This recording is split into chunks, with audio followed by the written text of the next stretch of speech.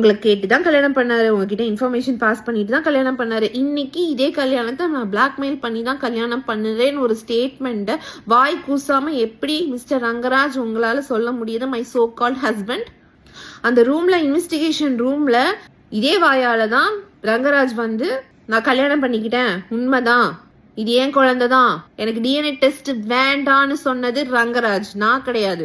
இத்தனைக்கும் நான் வேணும்னு சொன்னேன். ஏன்னா அவங்க ஃபேமிலி மெம்பர்ஸ் ரூமர் ஸ்ப்ரெட் பண்றாங்கன்னு சொன்ன அந்த ரீசனையும் சொல்லி அந்த மேடம் கிட்ட நான் வந்து சொல்றேன், இல்ல மேம் எனக்கு டிஎன்ஏ டெஸ்ட் எடுக்க சொல்லுங்க, கிளாரிட்டி கொடுத்துடலாம் அப்படின்னு. அதுக்கு வேண்டவே வேண்டாம் மேடம். நான் சொன்னேன், வெளியே போய் இப்படிலாம் பேசிட்டு இருக்காங்கன்னு சொன்னதுக்கு, இல்ல நான் அப்படி எதுவுமே பேசவே இல்லை, அது ஏன் குழந்தை தான் அந்த வாயால அவரு சொன்னாரு. இன்னைக்கு இதே ரங்கராஜ் இப்படி ஒரு ஸ்டேட்மெண்ட்டை விடுறாரு. அப்போ 4 செவத்துக்குள்ள வந்து ஒண்ணு பேசுறதும் வெளியே வந்து வேற மாதிரி பேசுவாரா ரங்கராஜ்? உன் குழந்தை என்ஐசியூல வந்து கஷ்டப்பட்டுட்டு இருக்குது, ஆனா நீ அந்த குழந்தைய கொச்சப்படுத்தி வெளியே ஸ்டேட்மெண்ட் போட்டுட்டு இருக்க. உனக்கெல்லாம் அந்த குழந்தையோட சாபமும் கண்ணீரும் உன்னை சும்மா விட நினைக்கிறியா?